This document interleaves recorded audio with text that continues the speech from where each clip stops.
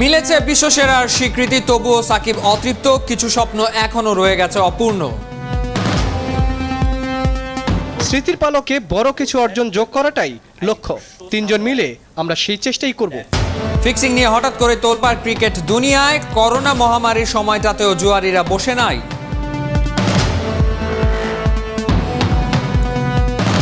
দুই দশকের দীর্ঘ ক্যারিয়ার মিতালি রাজকে মানা হয় মেয়েদের ক্রিকেটের সচিন টেন্ডুলকার।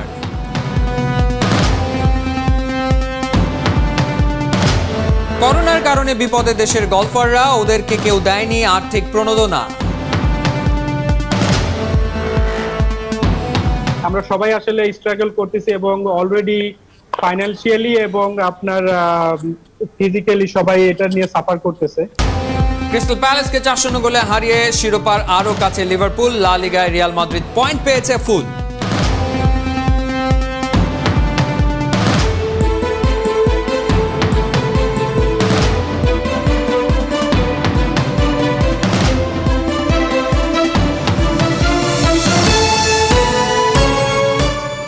স্বাগত ৭১-এর খেলা যুগে, আপনাদের সাথে আছি আমি ফাইম রহমান।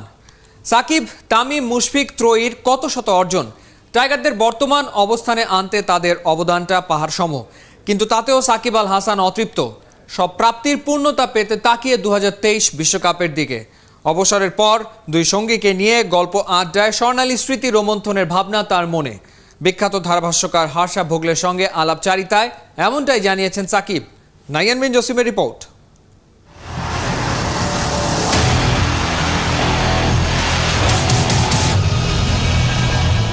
তারা টাইগার ক্রিকেটের ত্রিরত্ন।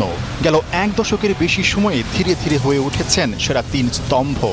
কে সেরা তা নিয়ে হতেই পারে বিস্তর বিতর্ক, কিন্তু তিনজনই যে দেশের ক্রিকেট ইতিহাসের সর্বকালের সেরাদের যে কেউই মানতে বাধ্য।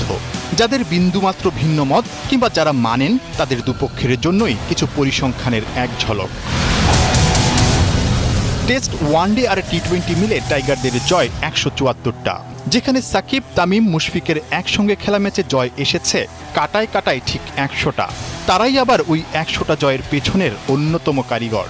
যেখানে সাকিব রান করেছেন 51 গড়ে, সেঞ্চুরি সংখ্যা 8। তিনজন মিলে জয় পাওয়া 100টা ম্যাচে তামিমের 50, সেঞ্চুরি 1 ডজন, আর মুশির গড় 41। সেঞ্চুরি করেছেন 3-3টা। ম্যাচ সেরার পুরস্কারেও সাকিব এগিয়ে 32 বার ম্যাচ জয়ের নায়ক ছিলেন। তামিম 21 বার ক্রেস্ট হাতে তুলেছেন, আর মুশফিক 16 বার হয়েছেন সেরা খেলোয়াড়। I think the best time will be when we retire three together and then sit back and relax and talk about it. আমি মনে করি যখন আমরা তিনজন একসাথে অবসরে যাব, একসাথে বসবো, পুরনো স্মৃতি মনে করব, আমরা কি করেছি সেসব নিয়ে হয়তো কথা বলবো। আমরা অনূর্ধ্ব 15 থেকে একসাথে খেলছি, আশা করি আরো কয়েক বছর খেলবো, হয়তো কাছাকাছি সময়ে অবসরে যাব। আমাদের তিনজনের সুস্থ একটা প্রতিযোগিতা থাকে সব সময়, এটা দলের জন্যই ভালো। সব ফরম্যাট মিলিয়ে আমাদের রানও প্রায় কাছাকাছি। Then I realized that ওই স্মৃতির স্বর্ণালী ফ্রেমে বাঁধানোই এখন সাকিবের স্বপ্ন। 4টা বিশ্বকাপ খেলা হয়ে গেছে, কিন্তু অতৃপ্তিটা রয়েই গেছে। তাই তো তিনজনে একটা বড় অর্জনে অবদান রাখা বড্ড প্রয়োজন। for now I think we can look forward and think about আমাদের ভাবনা এখন শুধুই 2023 বিশ্বকাপকে ঘিরে। স্মৃতির পালকে বড় কিছু অর্জন যোগ করাটাই লক্ষ্য। তিনজন মিলে আমরা সেই চেষ্টাই করব। I'm capable of competing with all the other great players they have played or playing at this moment. So তিনজনের সাম্প্রতিক পারফরমেন্সই যেখানে স্বপ্নবাজ করছে, আশার পালে হাওয়া দিচ্ছে। 2015 থেকে 2019 সাল তিনজনই উইলু হাতে করেছেন গড়ে প্রায় 50-এর মতো রান। ওই ধারাবাহিকতায় ভাটা না পড়লে 2023 বিশ্বকাপটাই হতে পারে সাকিব, তামিম, মুশফিকের জন্য অনেক প্রাপ্তির মাঝেও বড় অপ্রাপ্তি ঘোচানোর মঞ্চ। নাহিয়ান বিন জসিম, ৭১। শেন ওয়ার্ন, মুতিয়া মুরালি ধারান কিংবা ড্যানিস লিলি, অ্যালেন ডোনাল্ড, এই লিস্টের নামগুলোতে মিলটা কোথায় একটু ঘাটলেই পেয়ে যাবেন, কিন্তু জানার পর মন খারাপ করার সম্ভাবনা আছে যখন বুঝবেন সামর্থ্য থাকার পরেও সুযোগের অভাবেই এই লিস্টে থাকতে পারেনি সাকিব আল হাসান। তবে সময় আছে, সুযোগ মিলবে কিনা সেটাই প্রশ্ন। বিখ্যাত সেই এলিট লিস্টের পরিসংখ্যান ঘেটেছেন দেব চৌধুরী।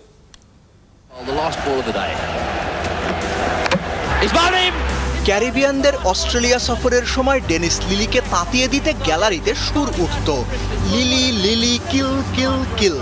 আক্ষরিক অর্থে হয়তো হত্যা না, তবে তার চেয়ে কমও নয়। শেইন ওয়ার্নের এই ডেলিভারিটা শতাব্দীর সেরা না, তবে প্রায় একই রকম। বলের লুপ, পিচ এবং টার্ন, সাথে স্ট্যাম্পে আঘাতের জায়গা। বল অফ দ্য সেঞ্চুরির সাথে কি অদ্ভুত মিল। দুই প্রজন্মের দুই ঘরানার দুই অস্ট্রেলিয়ান গ্রেটের মিল আরও একটা জায়গায়। সেই মিলমিশে লিলি ওয়ার্নের সাথে সদম্ভ কীর্তি কিন্তু বিনয়ী বদনে আছেন মুরালিধরনও। টেস্ট ক্রিকেটে এক বছরে সবচেয়ে বেশি উইকেট নেয়ার তালিকা সত্যিকারের এলিট লিস্ট। 2005-এ উইকেটের সেঞ্চুরি না করতে পারার আক্ষেপ শেইন ওয়ার্নের থাকতেই পারে, তবে 96 উইকেট এখনও 1 নম্বরে। ঠিক পরের বছরই মুরালির 90 উইকেট, সেও ওয়ার্নের চাইতে 4 টেস্ট কম খেলে।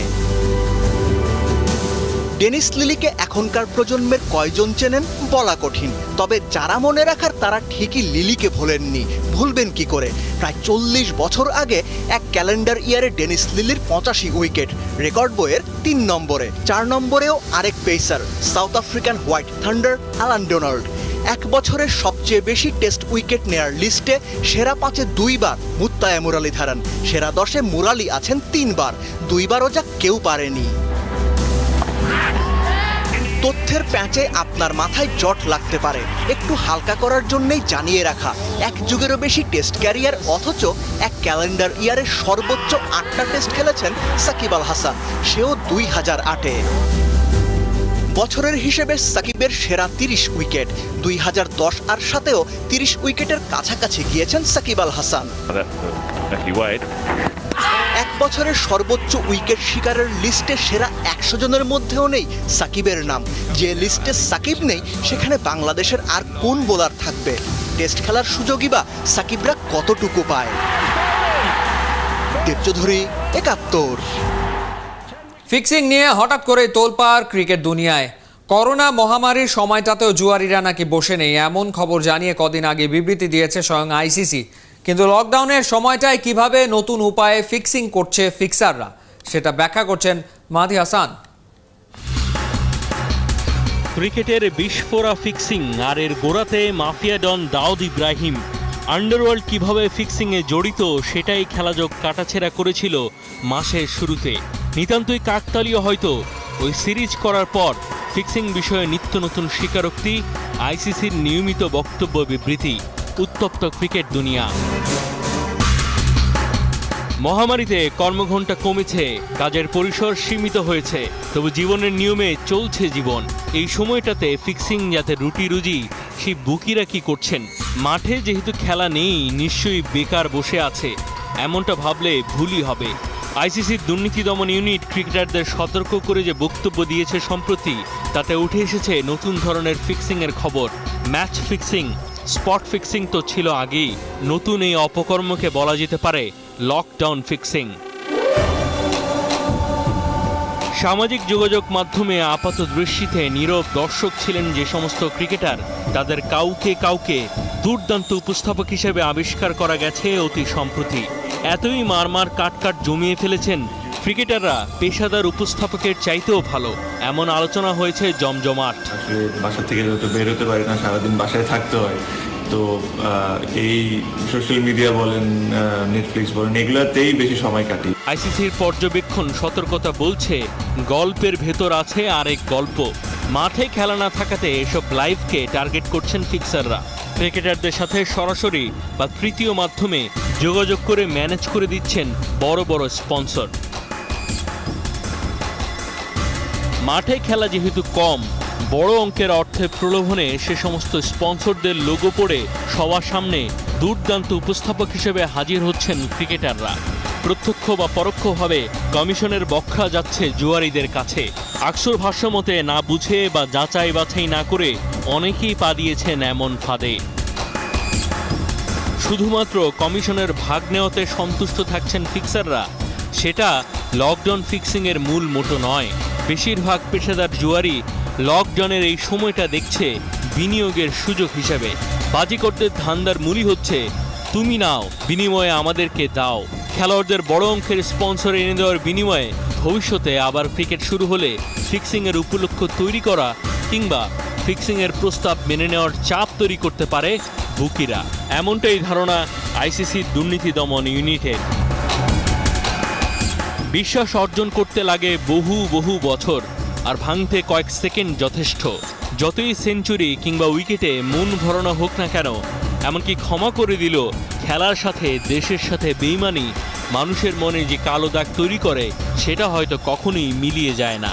অতীতেই আছে দৃষ্টান্ত, সচেতন বা অচেতন চিত্তে বাংলাদেশের কোনো ক্রিকেটার লকডাউন ফিক্সিংয়ের ফাঁদে পা দেয়নি বা দিবে না, এমন বিশ্বাস ক্রিকেট প্রেমীদের। বিশ্বাসে মিলায় বস্তু, তর্কে বহুদূর। মাহাদি হাসান, ৭১। 2 দশকের দীর্ঘ ক্যারিয়ার, রেকর্ডের পর রেকর্ড গড়েছেন ভারতের আইকন। হয়তো আপনি ভাবছেন সচিন টেন্ডুলকারের কথা বলছি, কিন্তু না।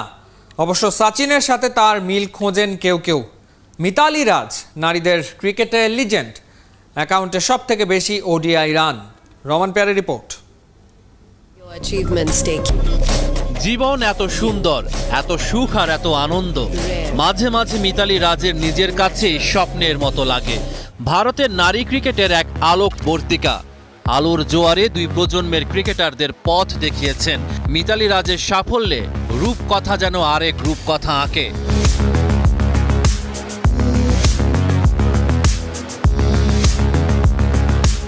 রেকর্ডের বহু শৃঙ্গ জয় করেছেন। তাকে বলা হয় ভারতীয় নারী ক্রিকেটের রানী। অনেকেই আবার ডাকেন লেডি সচিন বলে। মিতালি নিজের জগতে একেবারেই স্বতন্ত্র, লড়াকু মনোভাবর।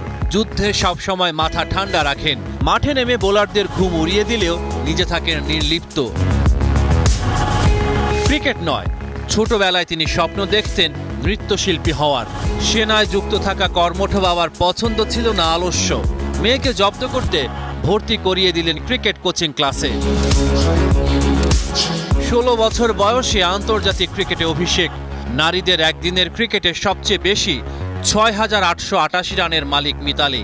একমাত্র নারী ক্রিকেটার যিনি 20 বছরের বেশি সময় ধরে আন্তর্জাতিক ক্রিকেটে খেলছেন। রেকর্ডের মালা গেঁথে ক্যারিয়ার সমৃদ্ধ করেছেন, তবে অর্জনের ঝুলিটা বিশ্বকাপ শূন্য। 2021 বিশ্বকাপে সেই বৃত্তটা সম্পূর্ণ করতে চান মিতালি। রহমান পেয়ার, ৭১।